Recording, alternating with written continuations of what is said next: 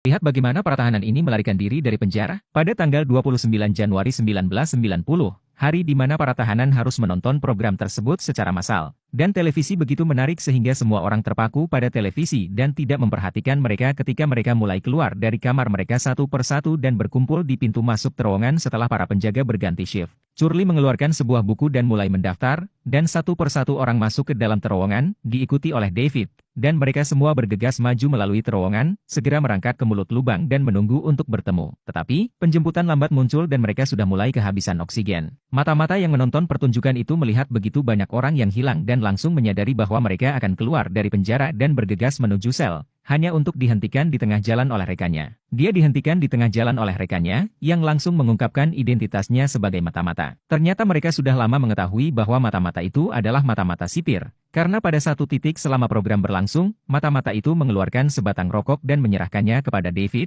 yang melihat pola pada kotak dan dengan cepat teringat bahwa rokok semacam ini hanya pernah terlihat di sipir. Jadi dia memutuskan bahwa mata-mata itu telah mengkhianatinya. Untungnya, orang yang bertanggung jawab atas penjemputan menemukan penanda pada waktunya untuk melubangi pintu keluar dan David segera naik. Kemudian yang kedua, dan yang ketiga pada saat mata-mata itu berlari ke sel, Curly adalah satu-satunya yang tersisa. Curly, karena takut mata-mata itu akan pergi dan memberitahukannya, bergegas maju untuk menghentikannya dan bergulat dengannya, dan segera menjatuhkannya. Di sisi lain, orang-orang yang telah melarikan diri mulai bergerak ke bus. Pada titik ini saudara Beard melihat bahwa Curly belum keluar dan ingin kembali untuk menjemputnya, tetapi di dalam sel Curly telah pingsan dan mata-mata itu sendiri telah ditikam olehnya. Mengetahui sepenuhnya bahwa ia tidak bisa melarikan diri, ia memutuskan untuk tinggal dan mengulur waktu bagi mereka untuk melarikan diri. Dan pada saat ini program televisi telah selesai dan semua orang keluar dari kamar mereka satu persatu. Teman di koridor, melihat bahwa waktu hampir habis, memberitahu para tahanan lain tentang penggalian terowongan. Ketika mereka mendengar hal ini, mereka sangat bersemangat sehingga mereka semua berlari menuju pintu masuk terowongan. Ketika para penjaga melihat hal ini, mereka tampaknya telah menebak apa yang sedang terjadi dan bergegas pergi untuk meminta bantuan.